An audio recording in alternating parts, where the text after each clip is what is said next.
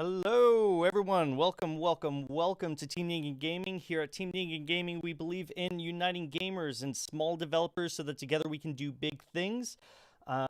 Today we have with us Erisa and Jordan. Say hi. Hello. Hello. Hi. Yeah. Erisa and Jordan are the creators of Snacko, the very Harvest Moon-esque game with really adorable cats and pixel art. As you can see here on the screen, it's really cute and really cool what they've done with the game. And it seems like there's a whole lot of neat things you can do, everything from the fishing to the apparently car driving cats and building your homes to make them look however the heck you want. It's pretty cool, and I'm pretty excited to have them on the show. It's been a long time coming, and I'm grateful to have them here. Subscribe if you can right now so that we can have more people show up on the show. Yeah. All right. So, Erisa and Jordan, tell us about yourselves. Like, tell us your life story. I want to know from Erisa first. How's that? Since you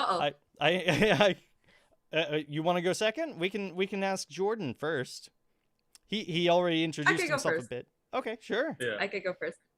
So I'm Erisa. I do the art and all the social media for Snacko. So every time you see a meme on the Snacko dev Twitter, that's me. That's pretty much all about myself. How deep do I go? Oh, well, I mean, so the show truly is all about humanizing people and their jobs that they do and putting a face and a name to the products people buy, so people know exactly like that it's other people just like themselves who are working really hard at these things. So you can tell me all about like where you grew up. We can start there if you like. Where'd you grow up? Actually, let's do like a Jordan like first? a both introduce okay, thing, sure. and then we can like go deeper and deeper as time goes on, both of us. So sure. then now they don't forget his name. My name? Yes. Hello. Hello. I'm Jordan. I'm the programmer. That's pretty much all I do. No, I come up with memes too. But what? I do. I tell you, my memes ideas are all the time. better. My memes are No, better. Yes, they are. No. My jokes are better. Okay. For people who don't know, Erisa and Jordan are married. This is why they we're already are married. arguing on stream. You took your wedding ring off for Beat Saber. No. He takes off his wedding ring for Beat Saber because it hurts. Yeah, and sometimes I forget to put it back on. So rude. Yes. My bad. But anyway, yeah, I'm not the only programmer on the project, but I'm the lead programmer on Snacko. Do you want to talk about our lives now? Oh shit. Sure. Well, we've been married for like 5 years now. 5 years this September. Yeah, and we concepted the idea of Snacko back in like 2017. I don't know if we want to start talking about Snacko yet, but 2018, 27. Okay, it was pretty early. Actually, I'm gonna like go off your question and then like go straight into where this idea came from because it was very vivid. Yes. We came up with the idea after we were really hungry, so we drove to like this Thai sushi joint by a Publix in Florida, and their logo was actually the star of Super Mario 64. I'm like 800% sure that's illegal. Yeah, but like it was just called the star of like that classic, Mario star with like the eyes. Yes. Really weird, but yeah, you can keep going. And that's where we came up with the idea, and then we were just eating, and then we said, okay, what if we had a video game where our cats, at the time we only had two, it was Momo and Mikan, a black cat and a white cat, where they went on like an adventure together. So the game actually started out as like a 2D top-down Zelda like. Oh, cool. I don't know how it happened. Like, I don't know how it turned into what it is now, but that's how it started. It would have been cool if we had like that one project you worked on for school where it was, because she actually made like that adventure game, that top-down adventure game. Yeah. And then that kind of turned into Snacko, which is why it's called Snacko. Kind of Snacko. My project name was Snacko, and I named it Snacko because I didn't know what to call it. Okay. Cool. Okay, yeah, no, so that's why every time anyone asks us like, what does Snacko mean? I'm like, I don't know. We named it Snacko because we needed like I a love that placeholder. Mug. Sorry, go on. Yes. Oh, yes. Which one? That's both of them. They're both adorable. Wow, super cute. Here I am, unoriginal. I have the 30-year anniversary Mitsuju of what is it? So cool. Miyazaki films. Okay. Mm. Oh, but you guys have your own products. Cool. Yeah. The star of the oh my day God. is right here, sleeping on the beanbag. Hello, Momo. Say hello. Hello. Okay, you can go back to that.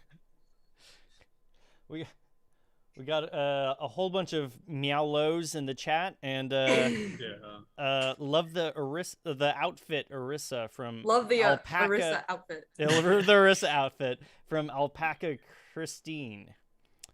Thank you, Alpaca. And yellow, everyone. So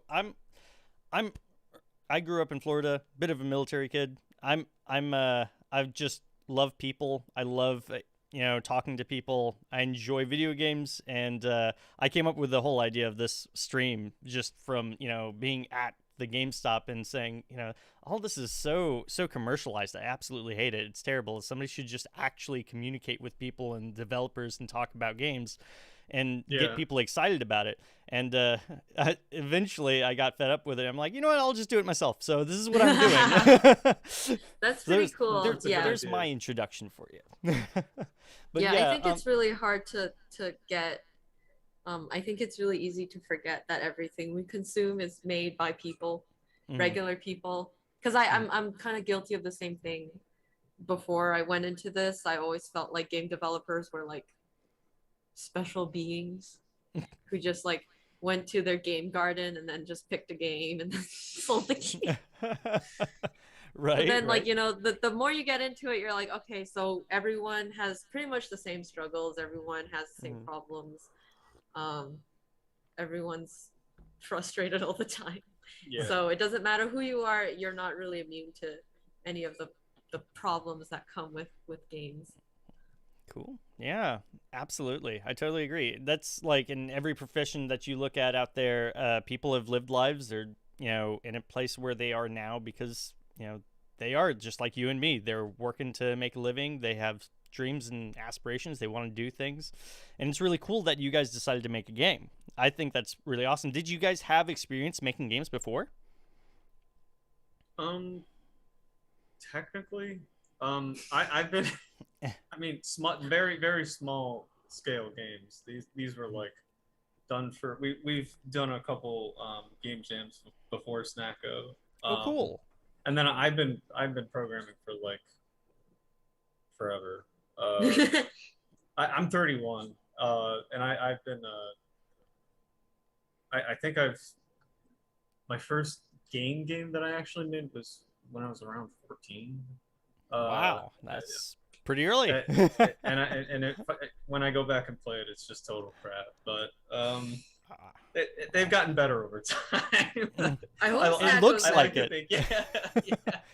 So, it looks like it. But yeah, no, I always love going back and just reading my 14-year-old writing. It's so adorable. I don't even know how like me as a person came up with that sort of story when I was that young. It was so weird. It was basically a story about global warming, but not. I don't know how to describe it. It was called Dark Skies, and because of global warming, the Earth was dying, so everyone had to get onto this floating airship. Yeah. And it was just a story about like you leaving, like you were essentially lotteried into like getting on this airship. And wait, it's just 2021. Is that how? I think I don't know. Did you watch that movie? Okay, don't mind me. But anyway, that was the plot to 2021. You were lotteried into getting on this airship, and like it did, like nobody cared about whether or not you were breaking up a family. And the main character was taken away from his family and had to go on this airship and like figure out his life. And then he made Snacko. And then I made Snacko. Yeah. Wow. Nice. How many, oh, You've come a long way. like Yeah, we have a question from Mako Ace. How many hours did you spend at first developing the game versus how many do you spend now refining it? Is that? It's a pretty loaded question. We're not done. Yeah, we're not like every day. Yeah, it's been every day for, well, minus weekends. So we've been working on it since 2018. I can't remember. We started in 2018 so for fun, and then we didn't really pick it up in earnest until late 2019, and then we pretty much spent the entirety of 2020 and this year working on it full time. Yeah, I quit my job last year, or was it last year? It was 2 years ago. Oh my gosh. It was 2 years. Wow, it's been a long time. It's been a long time. But I know I quit my job in 2019 to go full time on Snacko, and it's been full time ever since 2019. Almost 2 years now of full time work. Yep. That's crazy to think about sometimes. Yeah, for sure. I'm always looking. I get hungry when I make the food. Gosh. That's actually honestly the worst part of making the game is having to make the food, because I have to look up Google Images, right? Mm-hmm. So then like my entire monitor is just filled with like food. So what are you supposed to do? Well, and sometimes I get kind of sad because like there's the other day she had like it was like a fish taco recipe on her screen, and I was like, oh, we're having fish tacos tonight, it's gonna be awesome. But she was just using it for like reference, and I was like, no. So we ended up ordering tacos that night. That's great. I just really wanted tacos, but yeah, especially after seeing the images, right? Yeah. I feel like ever since you've been grinding out food, we've been ordering out more because recently. It makes me hungry. Yeah. Oh goodness gracious. So let's get to a personal question. We actually covered it a bit before the stream started. You guys love playing Beat Saber. You both played a lot. Jordan plays it more. Well, no, he doesn't play it more. He's just better than me. Oh, my apologies. She's pretty. We're close. Yep. No, you're a lot better than me. Whatever. Oh, yeah, we. That's how we stayed in shape during COVID. Yeah. I used to bike a lot, and then we got a. Why did we even get that? Oh yeah, it was because you were asking on Twitter about like Ring Fit. Yeah. If it's good for losing weight or like keeping in shape, and then because I really like to eat McDonald's, but then like if I keep eating McDonald's and don't like exercise, I'll get fat. So then I was like, okay, but if I want to keep eating McDonald's, I have to like exercise, right, to like offset the McDonald's, because I eat a lot of McDonald's. Like in one sitting, I eat a lot of McDonald's. So I asked like, okay, does anyone have Ring Fit? How is it for working out? And then one of his friends just said, just get Beat Saber lol. So I just got Beat Saber. And then you got these. And then I actually ended up gaining weight, because then I ended up swapping all of my like fat for muscle, and now I'm like 10 pounds heavier. You know what? That is a good problem to have. Not gonna lie. For sure, that's great. What's your favorite song to play on Beat Saber? Like, what do you guys have on there? No Shame. Oh gosh. It's not that I'm ashamed. It's just that like the music can be uncomfortable for the untrained ear. you know like songs where you listen to it and you're like, that's just like fax machine sounds. A little bit. I know some of them. Well, okay. What's your favorite like map? Not like normal sounding map. What's a normal sounding song? I think Crystallize is normal. Yeah, there you go. Yeah, Crystallize. That's in like the Camellia pack, right? You should. It's in the OST. Yeah, that's. I like that song, but I don't like to play it. Yeah. It's a tough map for sure. And then if we're gonna talk OST, Cycle Hit would be mine. If you know that song. Cycle Hit. Kasai Hardcore. Yeah. It's just a nice song. I don't know. Yeah. Ghost is no. I think I like Ghost better. Oh yeah, Ghost is a good song too. But Okay. Cool. Well, all Will right then. Will we be able to play a demo later this year? Yeah, that's from Kickstarter backers will. Kickstarter backers will. Ah. We don't know about anything else. Yeah, there are some. I don't know if I can talk about, It's but not- yeah, I mean, I'll just be vague. Maybe another smaller demo will become available, but we can't say for sure yet. It really depends on. Depends on how much we're dying. Yeah. Yeah. Not that I'm concerned more or less about whether or not we can get that demo. It's more it's just that one opportunity. I'm just dying. Yeah. But yeah, if you were a Kickstarter backer and you back the beta tier, that's going to be available sometime in Q4. Right on. Q4, right? Yeah, Q4. See. You got it. I got it. Congrats. Do you want a medal for that? No, it's just me. Like I have my head so in like code all the time. Like I don't keep up with her social media and like all the planning and stuff. That's all I do. Just all day. Just jazz hands all day long. She does so much work on the project. It's crazy. Like I don't know. Yeah, I don't know how you do what you do sometimes. Sticky notes all over my monitors. Yeah. Lots of sticky notes. For sure. Right on. Well, so let's go ahead and ask one of the next questions. Who's been the most inspirational figure in your life up to this point? Oof. That depends. Oh, I think that changes like every year. That's such a hard question. That is a hard They question. have a common thread. They're all okay. Now this kind of goes back to the first question. I'm sorry, but What was the first question? The first question was, where are you from? Right? And I never we never answered answered it. We said, never answered I'm Jordan. I'm programmer. No, You're from programming. Yeah, I'm from programmer. No, I'm from Ohio. I'm from like a super small town, like Midwest. You know, the town with the main street, and that's it.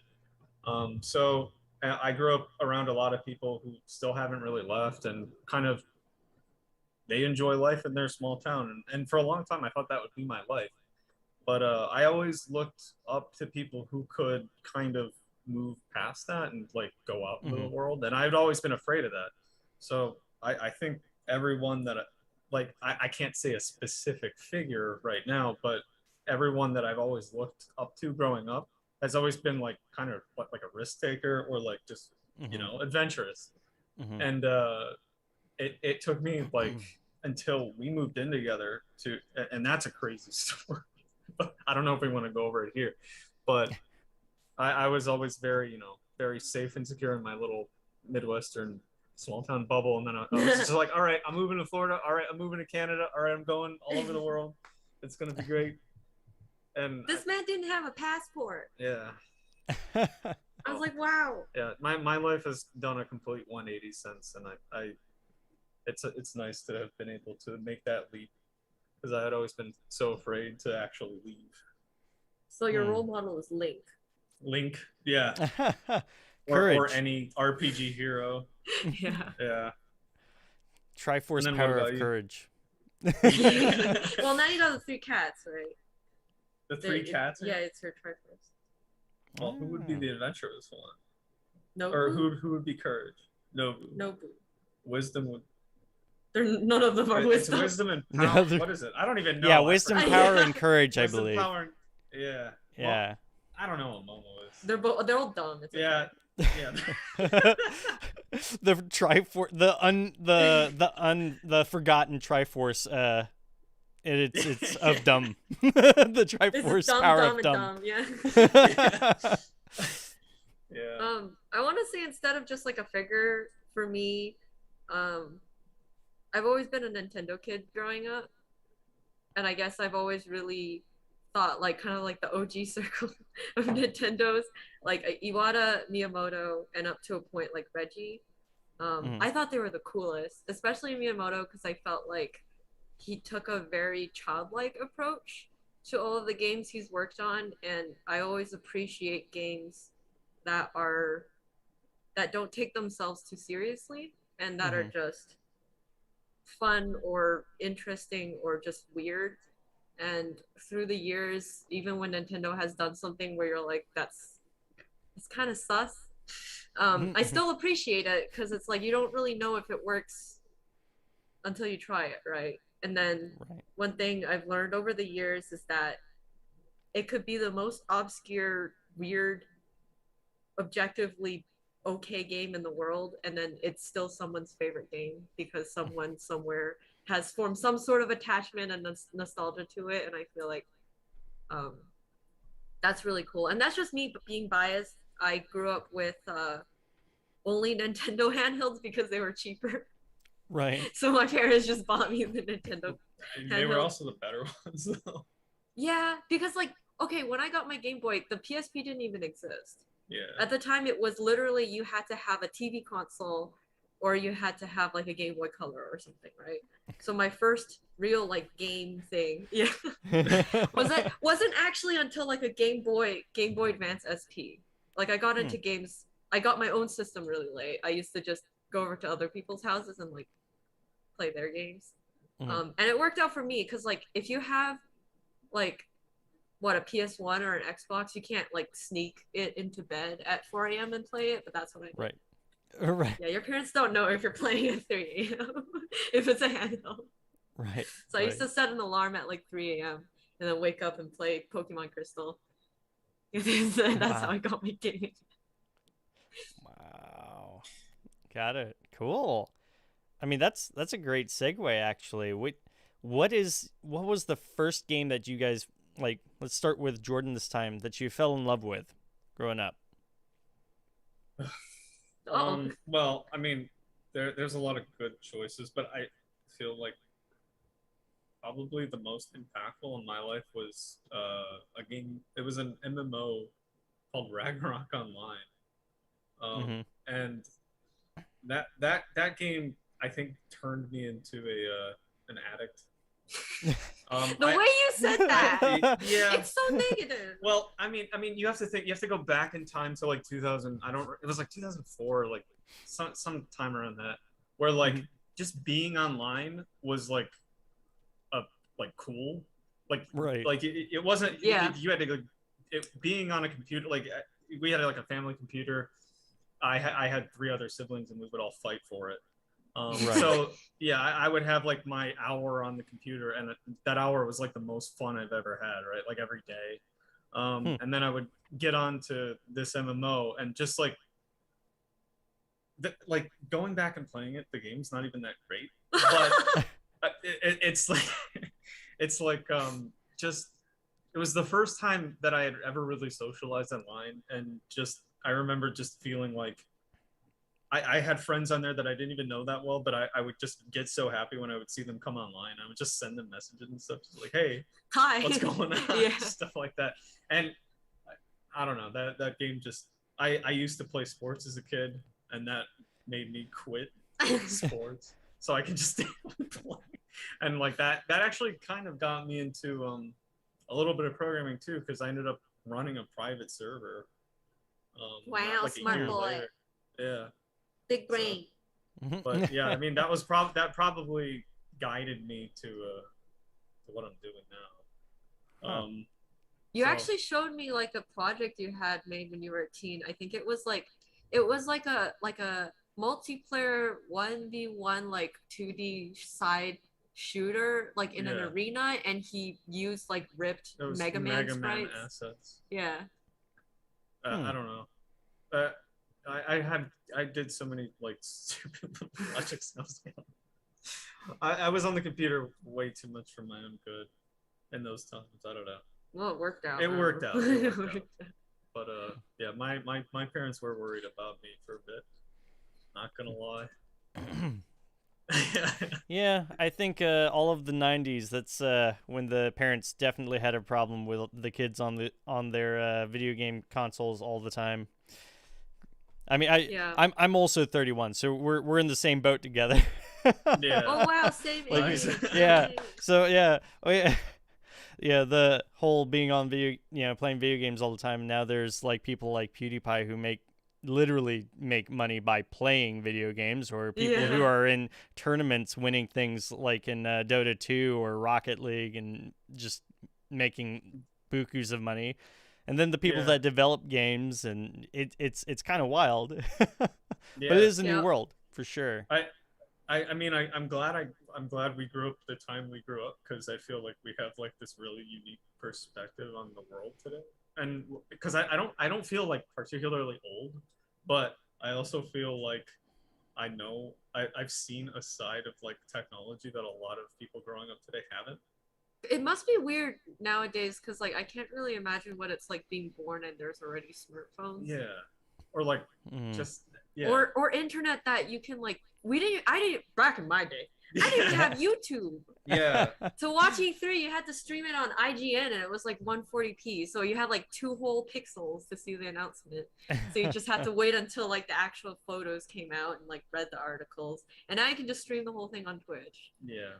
You don't even have to go. The internet back then was the Wild West. Oh, and then your parents will pick up the phone and then yell at you because they're like, "Oh, you're online." Yeah. 6K. Oh my gosh. That's too funny. Erisa, tell us what is your what was the first video game you fell in love with? My answer is going to be real boring, huh? It was Pokemon Ruby. Pokemon Ruby, really? Yes. Just because it had okay. I thought you were gonna say Crystal. Crystal is my favorite, but Ruby was my first, so it has a special place. I played Crystal after Ruby because it was I didn't get like my parents were really against me video gaming or like anything like a lot of stuff in general, and it was like expensive, right, at the time. So I didn't get my first game system until I was 9, 8, 10. Right like a couple of years before the DS came out. I don't remember when that was. So I came in at like kind of like the tail end of the Game Boy Advance SP era. And so my first game that I fell in love with was Pokemon Ruby, because before that I think I played mostly things like I played Sonic. I don't know which one, but you could play as Tails, and I just remember thinking that was the coolest thing because he was a fox with a big spinny tail, and I thought he was really cute. But like up until that point, I played like stuff like platformers or shooters, and to me, like they were fun, but I never became obsessed with them. And then Pokemon was the first like RPG that I played. At the time, I didn't know what Final Fantasy was, didn't know what any of that was, never really played Zelda. But so Pokemon just happened to be the first RPG sort of game I played, and I was so addicted. I was so addicted before I got to the first town in Pokemon Ruby. My Pokemon was already level 16. I grinded the shit out of that game. I evolved before I could even learn how to catch a Pokemon. That's funny. It's just and then I feel like it's different as a kid because I felt like what was so magical about that game for me was unlike the platformers, you had sort of a world you could walk around in and then chat with the NPCs. And even though the dialogue wasn't really like, you know, anything to write home about, at the time that was like mind-blowing because you can't go through like a Sonic level and just stop and talk to someone. So it was like you knew you were in the Sonic world, but there wasn't really a world. It was like a stage and then the main character, and then the story kind of only had like 3 people in it. Versus Pokemon being my first RPG, I was like, this is a real world, right?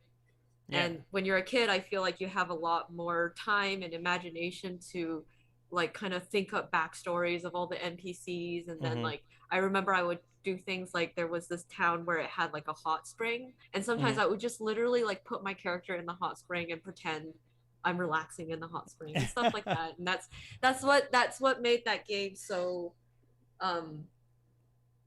I guess that's what I fell in love with. That was sort of the first game I played that you could do that with. Yeah. Yeah. Absolutely. I remember. I mean, Pokemon 2 was. That was another game that drove me. I thought I would never get sick of Pokemon. Well, okay. I haven't touched a Pokemon game since Gen 4, but like I remember playing like Red on like the giant Game Boy. Mm-hmm. And I was walking home from school, just like playing Pokemon. I was walking, and then I walked into a telephone pole. I remember that was my memory with Pokemon Red. I was so engrossed that I walked straight into a telephone pole. But yeah, and I thought that like I legitimately thought that I had these thoughts that Pokemon would be like real one day, and they would be like out in the woods because we had a house. We had a house in the wood. Like I grew up like in the forest, and I was like, man, it would be so cool if I could like go catch Pokemon in the backyard. Like one day, technology will be so good that there's gonna be real Pokemon, and everyone's gonna be Pokemon trained.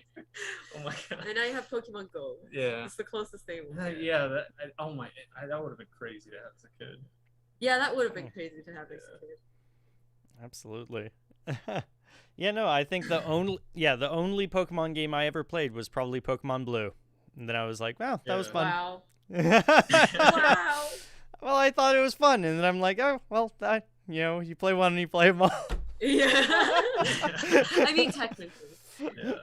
Yeah. Yeah. So I'm boring. Sorry. But you guys had a lot more imagination than I did, for sure. That's pretty cool. That's really cool. I like that. So, let's see. We're going to be moving on to, let's see, we were going to be moving on to game development and all of that. But before that, is it all right if we take a quick intermission? We can all go get some water and all of that? Yeah. We'll be right back. Yeah, that's fine. All right. Be right back. See you. See ya. Hello, everyone, and welcome back to Team Ningen Gaming. If you are just now stopping in, we are talking to the creators of Snacko, a little Harvest Moon-esque game with cats. Welcome, Erisa and Jordan. Say hi to them. Feel free to leave comments, subscribe, and like the video. Do all the sharing things, because sharing is caring. So, I liked how we got on to Pokemon and stuff. That was good. You guys have some interesting first games for sure. Ragnarok, it's a very interesting one to have. I don't think anybody else on the show has ever mentioned Ragnarok, so that's really, it makes you special. Yes. Congratulations. Congratulations, you're number one. Yeah. Ichiban. Thank you. No one's Nobody's psychotic enough to grind Ragnarok at age 8. Yeah. No, but it's cool. It's neat. I guess I don't know if you've ever heard the soundtrack for Ragnarok, but it is still it has aged very well. And this is Snacko related. The soundtrack for Snacko is like heavily inspired by that soundtrack. Really? Like the same, yeah. Like we want to try to convey like the same feeling of like early 2000 era like Asian MMOs. Like Dale is so good. He's so good at nailing that. The first time that Dale and his manager Jason reached out to us, they're like, yeah, let's write 2 tracks for Snacko. Just tell us like what you're looking for. And then I remember we just like gave him a bunch of like a mix of Pokemon music, like Pokemon Mystery Dungeons, so like 2006 era Pokemon music. And then we found some like Ragnarok Online music. And what else? I think that's it. Like maybe a bit of Zelda, like a bit of like Ocarina of Time. Yeah. Yeah. And then he came back and it was like literally like the perfect fusion of the 3. And we were like, oh my god. Yeah. So it was amazing. He's amazing at what he does. Well, I mean, I'm not gonna lie. When I saw I don't even remember which trailer it was, but one of the trailers came out and it showed all the things you can do or something like that for the game. I was just like, this music is amazing. whoever decided on it. It's so good. It's so good. Yeah. I was just like, I'm ready to play. It's gonna be a couple of years. No, we'll see. But I hope that nobody turns off the music for this game, because I know I'm guilty of that too, where I just go into like I hear the music in the game, I just go to the options like slide the music to like 0, but I should stop doing that. Well, with because I don't want people to do that to this one. well, I don't think your decision to stop doing that's going to affect other people's decisions. But Yeah. I do get it with like games like either Rocket League or something else. It's like, you know, if it's grindy in any way, it's kind of like, well, I kind of want Yeah. to choose my own music to go with it. But Yeah. at least enjoy the experience while you have it. You know. Sure. So let us all know what was it about game development specifically that drew you in? We'll You start go with first, 'cause Erisa. Mine's is like a really mine's is a really like sad answer. Oh, Like no it's worries. really boring. Why is it? boring? This person. Because like I used to do something else like professionally for the like I learned piano when I was 3, and I did that all the way up until I was 19. So it was like 16 years and the only thing I ever knew. And then I didn't really like it. So before I went off to college, I told my parents, I'm quitting. And they're like, well, you still got to go to college. I'm just like, okay. And then it took me like one day to come up with this. I was like, I like playing video games and I like to draw. So I'm going to go to art school for video games. And then I only applied to one school. And I was like, if I don't get accepted, I don't know. I guess I'll just die. that was my plan. But I was like 19, right? Like that was the best I could have. I was just like, I guess if I don't get it, I'll just die. My parents are like, well, did you like at least apply to other schools? I'm like, no. Well, thankfully I got in, and that's honestly, yeah. I like playing video games, so I thought I would like making games. I mean, I feel that's a common. Yeah, that's pretty theme, common. Mm-hmm. Like I also like games, and I wanted to make one that I would like to play, and you know, have other people play too. And oh my gosh, I also just like programming. I don't know. I can't imagine. Sorry. Yeah. I just, Same. I like to just big brain write text and then You're so see weird. something pop up, and I'm like, wow, this is cool. And just build on that and keep building on it until you have, you know, something that you can show to people. And then it's just making stuff is I like making stuff. I don't know. It's not just games. Like I've made You've made Beat Saber mod. Yeah, like that. I've made like these weird like I went to school for I was a computer science and electrical engineer major.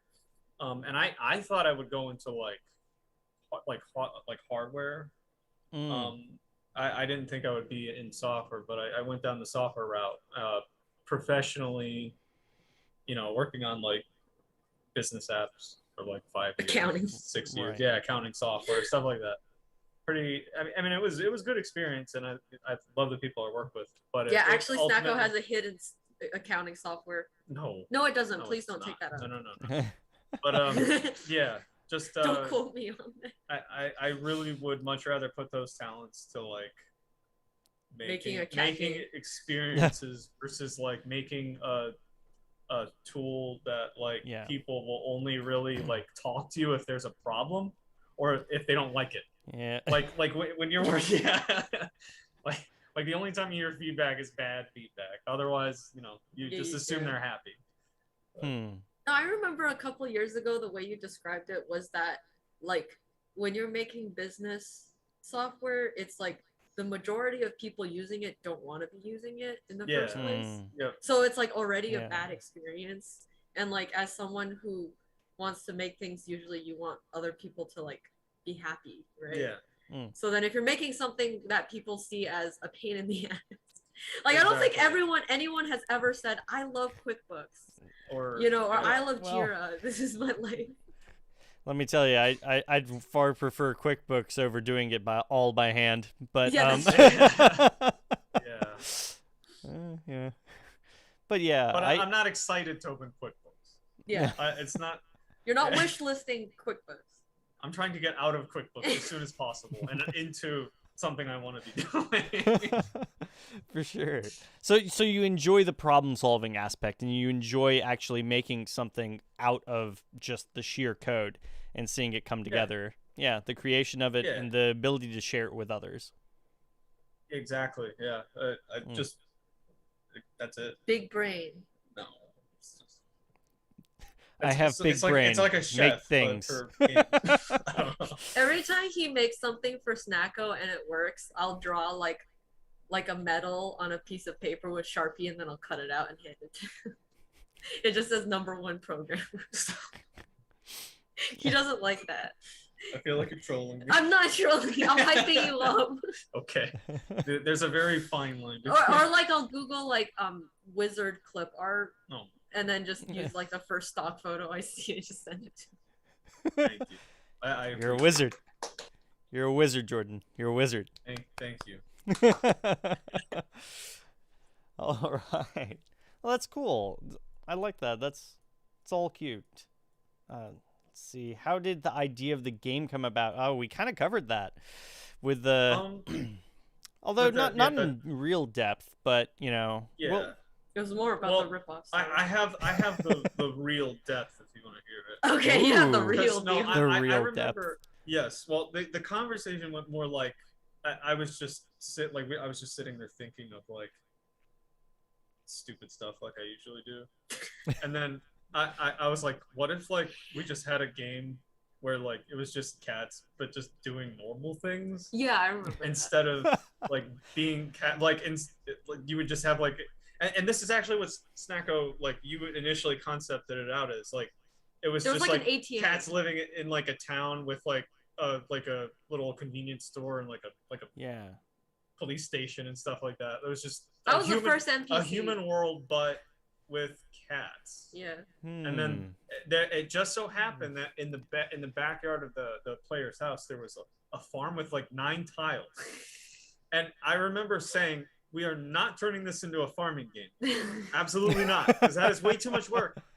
And like all of this started as kind of like we were just having fun, right? Like she was going to school for game design or game art, not game design. And she just wanted to do stuff in her own time, and I was like, hey, you know what, I'll we can do something together. Let's do something. Actually, no, there's a mini story inside of that.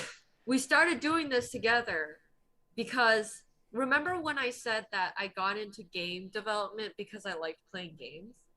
Well, when I went to college, I realized that like all the games I've ever played in my life were made in Japan. So there was a very big disconnect on my experience with games and what the industry was looking for here. And so, yeah, in the West. Right. So that summer, that was like my junior year, and you're supposed to get internships, right? And everyone was off and like getting their offers and going off to like California or Texas. And then I'm stuck here failing all of my interviews because they'd be like, okay, so have you played like our games? And I was just like, just awkwardly played our sitting narrative there. shooter? And I was just like, no. Have you ever played any narrative shooter? I'm like, no. Mega Man. Sorry. Mega Man. Narrative. I don't know if that counts as a narrative shooter. Okay, Pokemon Snap is literally a rail shooter, and you can't change my mind. That is what it is, right? Yeah, Pokemon but it's not Snap Bioshock. is a real. I mean, it's a first-person camera shooter, I guess. Instead of a gun, it's just the camera.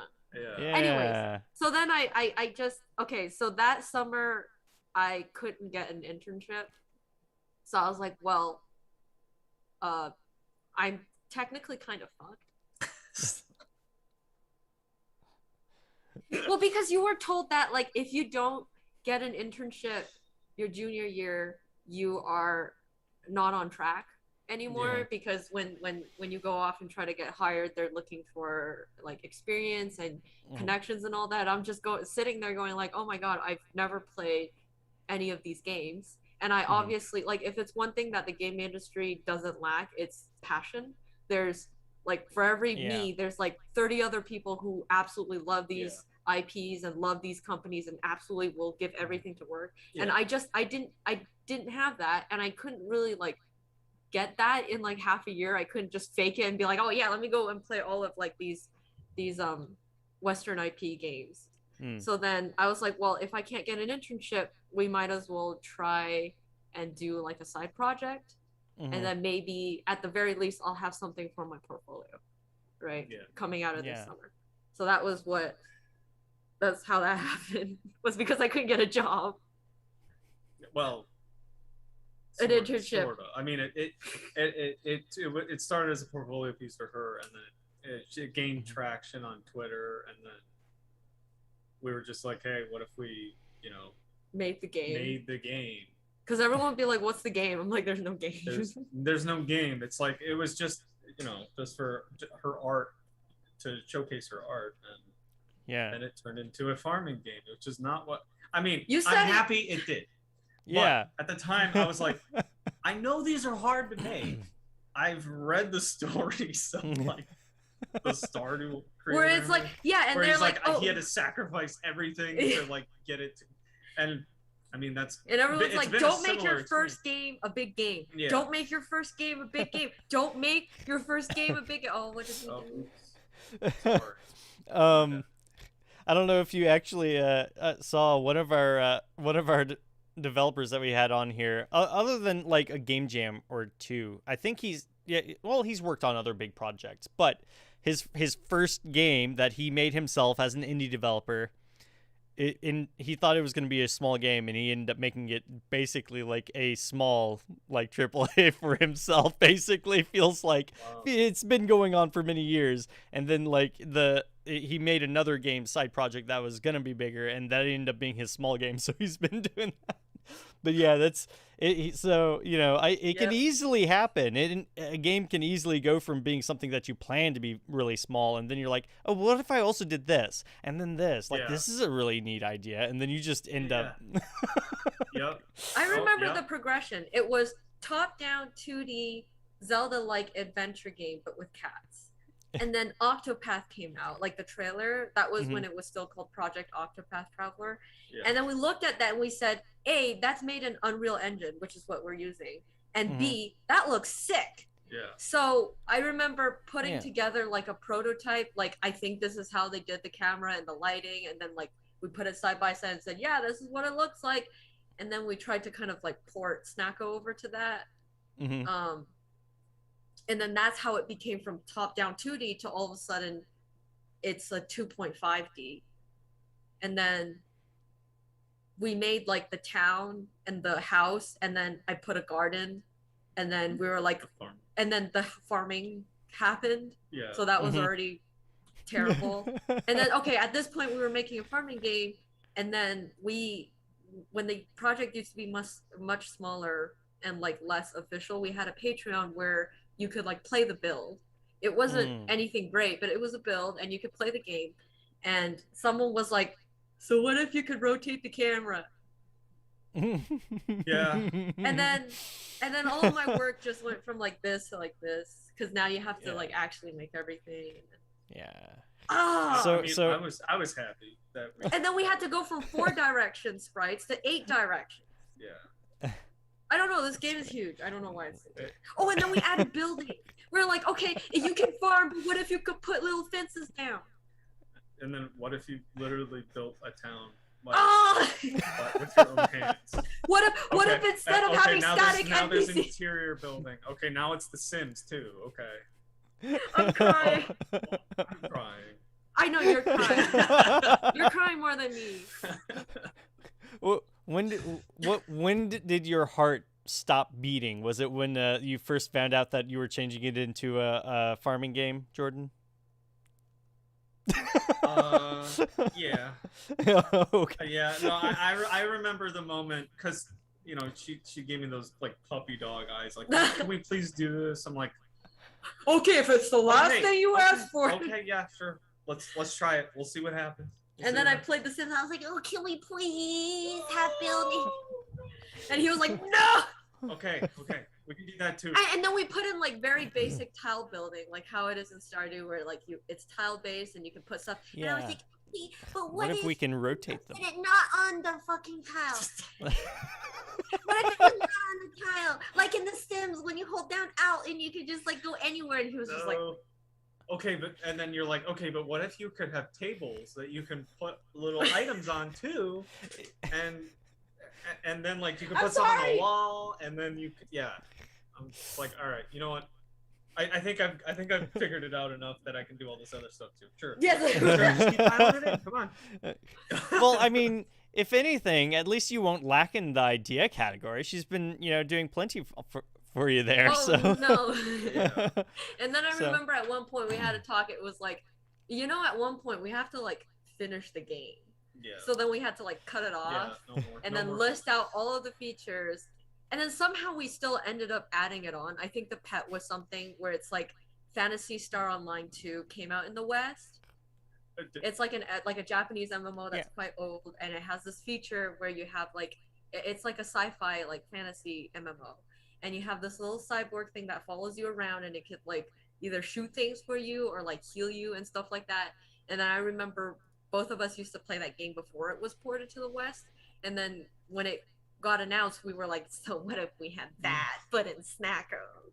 And like, and then so we added that in. Yeah, it could be like a story character. I could see that. Okay. Yeah. Let's throw that one in too. Yeah, and then our scope just got really big. And then that was I think that was probably the final thing. But yeah, no, it's quite big in scope. I mean, there's like things we will forget about. Like we will open the project and it's like, oh, this. We have bomb arrows. We have bomb arrows. I don't remember making bomb. We have bomb arrows. I didn't know that. We have bomb arrows. Yeah. We didn't know that either. Well, I mean, you can use it to blow up your crops.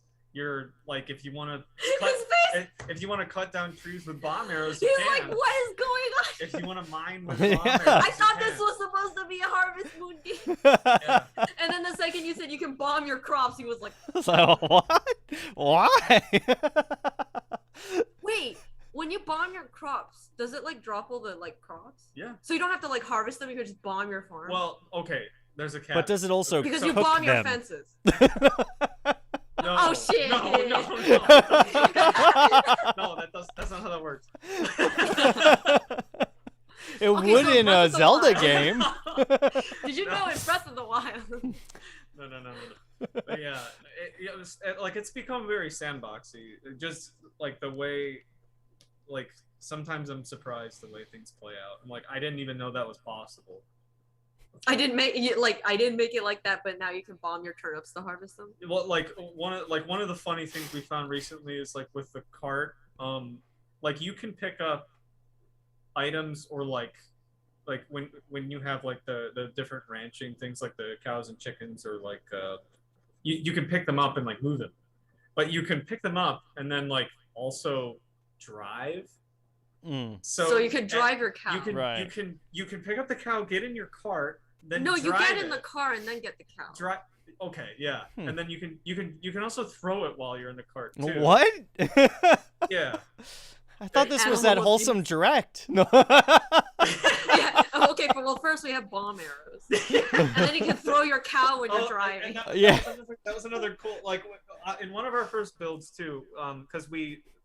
There is a bow, and somebody figured out that you can actually like if you shoot the arrow and one of the arrows like reflects off of surfaces. So if you shoot the arrow and it bounces off a wall and you jump on it, you can actually ride on it. So it's a way of traveling. So you don't need your car if you have arrows. That's crazy. And they were like, I don't know, are you supposed to be able to do this? And I was like, no, but that's kind of cool. I think I'm not gonna fix that. It's not a bug, it's a feature. So like now if you think about it, you can shoot an arrow, have it reflect, get in your car, pick up a cow. But you can't jump in the car. You can't? You can't. No, you can't. No, you can't jump in the car. Oh. Well, now you just have to make it that you can. Wait, don't. Don't. Too many bugs. But yeah, so it's very sandboxy, and there's a lot of things you can do, and I'm sure people are gonna figure out. Okay, can you put the cow on the arrow without getting, and then you can send your cow? Stop. All right, no. Let's get back on track.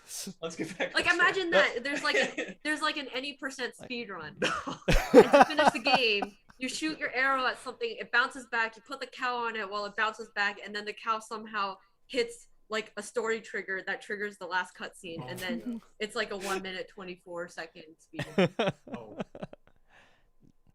You know, I mean, sounds good to me. we told the QA team, if you ever find a bug that is like not game breaking and is like something that someone might one day put into a speed run, we're not fixing it. Yeah. Right. They'll probably still put in a ticket for it, but you'll just put it Yes, won't but do. we're just not. It'll be won't do. Yeah, not fixing that one. That one's fun. Yeah, that one's fun. That's the funniest thing. There was this game called My Little Blacksmith Shop or something like that, and I played that game a while back on itch.io, and the most fun feature of that entire game was unintended. So you could literally grab a rod that you would normally use for a spear or something, and if you put it under yourself and pick it up, you would fling you across the map. Just zoom you off. It was the best form of travel ever. It was so much fun. No, the Nick or Chaos. You know, oh right, yeah. He also plays that game. He's like in their Discord, and apparently like the dev a bunch the game's like extremely broken from what I know, or not broken, in but a good there's way. In a good way, and like the dev just doesn't fix anything because it's like. Well, fun. now do they have like a record setter? Like how far can you fling yourself? I don't know that much about it, but he's told me about that game before.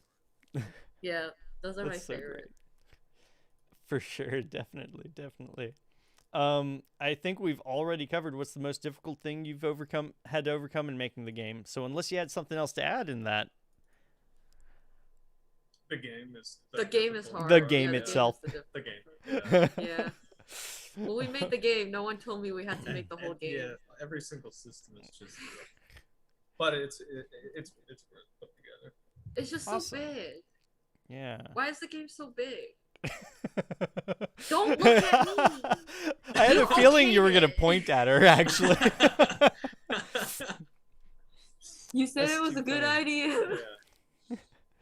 Well, I mean, unless you guys wanted to like show off that what is it? That video you sent me that video earlier, Erisa. If you want to play it and like you guys can talk over it if you want, or otherwise we can also just go ahead and end the stream here if you'd like. Anything you guys want to add? It was like the second half of that like demo we had, the tutorial. Okay. I mean, there's not a lot to talk about. Okay. It's just Snacko. It's just Snacko. It's public, right? Yeah, it's public. It's not public. It's not. No, it's not. That's no, right. it's unlisted. It's unlisted. Yeah. Okay. Yeah. Well, I was gonna say if it's public, we could drop it in like somewhere. Yeah. For people to watch. But I think at the time it was just like, well, if you wanted to put something on. Yeah. Then you could use that. Yeah. Okay. Well. Okay. Yeah. I think that's fine. All right. Great. Well, I mean, is there anybody that you wanted to shout out to? Anything else you want to share before we end the stream? Is there Nobu? Oh, there we go. That's what we gotta do. Yeah. We gotta share the rest of the family. Yeah. I don't know what Mikan, the white one is. She's probably hiding, and I would have to like dig her out from underneath a bed. Probably that's her favorite spot. I don't see her out there. Right. She's trying to get Nobu out from under the couch. So Momo's the sweetest. She's always within like 6 feet of me. She's crazy attached to me. So we adopted her from a shelter, and she would always be at class, and I worked from home. And she just got super attached to me. This one's attached to really sweet. Yeah, this is Mikan. Mikan. This is another main character in the game. Konnichiwa. Hey there. I'm Mikan. Did you find Nobu? I can go get him. I try to open the door to lure him out. Oh, yeah, A lollipop machine says, I do plan to stream this game because I love comfy stuff. I'm really looking forward to it. Cool. Right on. It does. It looks like a really comfy game to play, for sure. And you can hear him shouting in the background. Yeah. Nobu is, he's stuck. Oh. Oh, you got him? Okay. Here he comes. Here he comes. Oh my gosh. He looks tired. He just woke up. Hi. Meowlo. Hello. Hello. Yeah, look at him. He's so tired. Oh, he feels. Oh, he did a hump. He did a big hump. All right, let him go back to bed. Okay, you can go back to bed. Here, I'll put him over. Absolutely. Ugh. Well, Now I have hair all over it. Oh. yeah, that's bound to happen when you kiss a cat, I suppose. See, I absolutely love cats. I'm also highly allergic to cats, so I stick to dogs. But I'm very excited to play Snacko the day it comes out, because no allergic reactions to those. They're hypoallergenic cats, so. Anyway, We actually are both allergic to cats. Yeah. We just take a lot of allergy pills. A lot of that, yeah. Well, I used to not be allergic to cats, and I feel like once we got Nobu, it was just too much. My body just got overwhelmed by like cats, whatever, and then I was like, okay, now I'm allergic too. Man. So it sucks, but they're worth it. Although I think we've kind of been poisoned a little. Too many cats. Yeah, Oh. too many cats. Too many cats. But, well, guys, thank you so much for showing up. We're going to say bye to everybody out there right now. Everybody who's still with us, thank you so much for tuning in and watching the show. Team Ning Gaming, subscribe. Let us know how you feel about the show. If you liked it, thumbs up. If you didn't like it, well, any interaction works. So go ahead and thumbs down if you want to. If you don't like it, if you didn't like it anyways. Because if you turn your screen upside down, it's a dislike. There you go. See, idea person right there for you. The biggest brain, the biggest brain of them all. Everyone, thank you so much for watching, and we'll catch you in the next stream. Bye. Thank you. Bye bye. Thanks for having us.